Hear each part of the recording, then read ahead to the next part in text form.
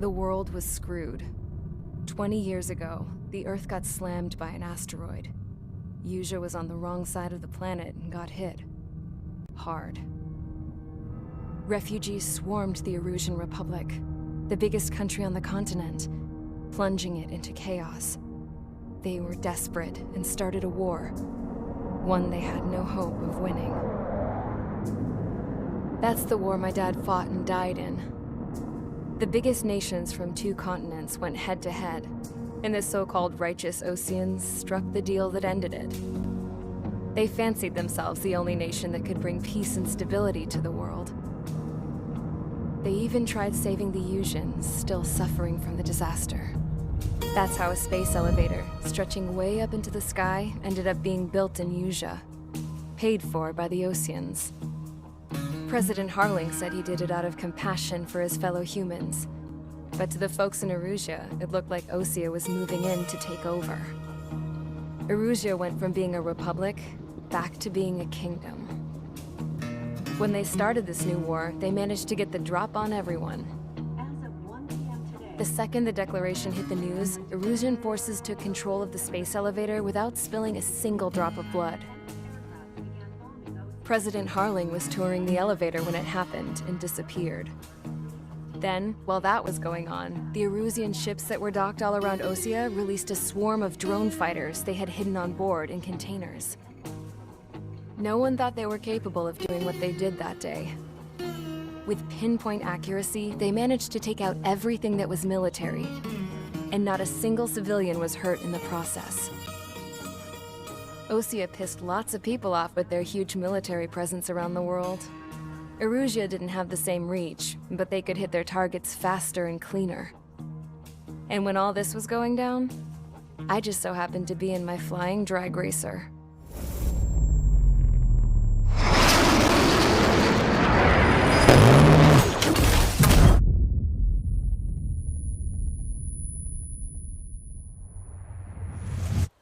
In case you were wondering, yeah, I survived. I crashed in a bombed-out Osean Air Force base, then got arrested for breaking wartime aviation laws or some crap. The world went from being at peace to being at war, all in the blink of an eye. I'm Princess Rosa Cassette Delise of the Kingdom of Erusia. Today, Osean airstrikes have shattered the lives of countless Erusians. Their attacks practically leveled the school I went to. It is heartbreaking.